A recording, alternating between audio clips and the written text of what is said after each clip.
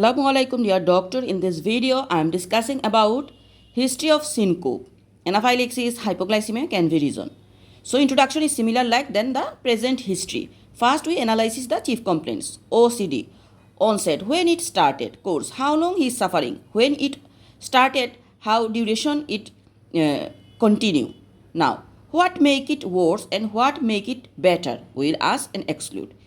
Then before the happening of these conditions, is that associated with any fever, pain, anxiety, hunger, cough, pee, poo, recumbency, fear from something in front of others or alone, sweating, blackouts, tinnitus or hot weather?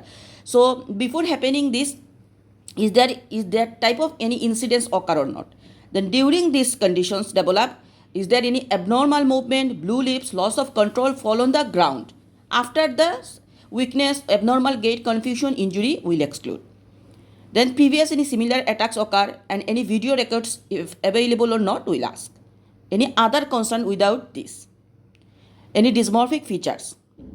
Now systemic review, we ask the CVS that any heart racing, awareness of the heartbeats, chest pain, exercise intolerance present or not, we ask. Here red flags is that chest pain, exercise intolerance. And then CNS neuro is excluded by, is there any signs of increased intracranial tensions, that is morning vomiting, morning headache, abnormal movement, trauma, CNS infections? Then psychiatry will ask that any depressions, anxiety, visual and auditory hallucinations, suicidal attempt. For chest, we will ask recurrent bugs, infection, cough, how many pillows used for sleep. GIT will ask poo, about tummy size and tummy pain. Urinary system, we ask the pee, blood pressure and blood glucose level. Blood glucose level will ask for the hypoglycemia, this condition is or not.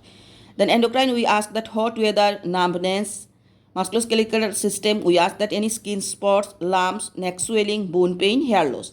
Hematology, we ask the pallor, blood from any orifice, bruise, recurrent bugs. From past history, we know that 5T IOA. So 5T is any trauma, any traveling history, any treatment is going, which team is involved, any blood transfusions, that is, we ask.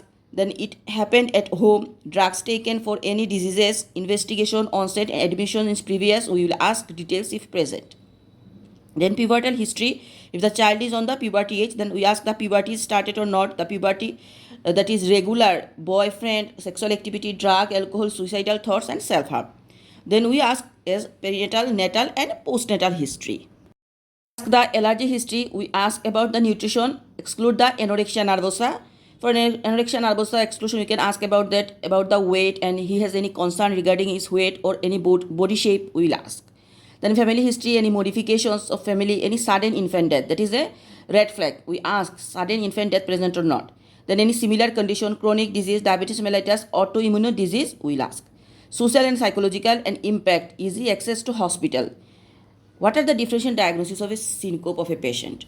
So that is, we can classify cyanotic and non-cyanotic conditions. These are the DD. When this history come, this DD come on our mind, then we take the history and exclude this point. So cyanotic causes are CVS, that is arrhythmia, long QT, and Wolff-Parkinson-White syndrome, atrial fibrillation, atrial flutter, heart block, or any structural abnormality like aortic stenosis, hypertrophic obstructive cardiomyopathy, HOCM, myocarditis, and coarctation of aorta. CNS, that is breath holding attack. Drugs, we can think that TCA, tricyclic antidepressant, antihypertensive drug, antihypertension, oral hypoglycemic agent, insulin, addiction and sedatives. Metabolic hypoglycemia and non-cyanotic cause are vasovagal attack, postural hypotension and anaphylaxis, we exclude. So this is all about the syncope history. Thank you. Please do subscribe and share. MRCPCH with Dr. Imma Choudhury.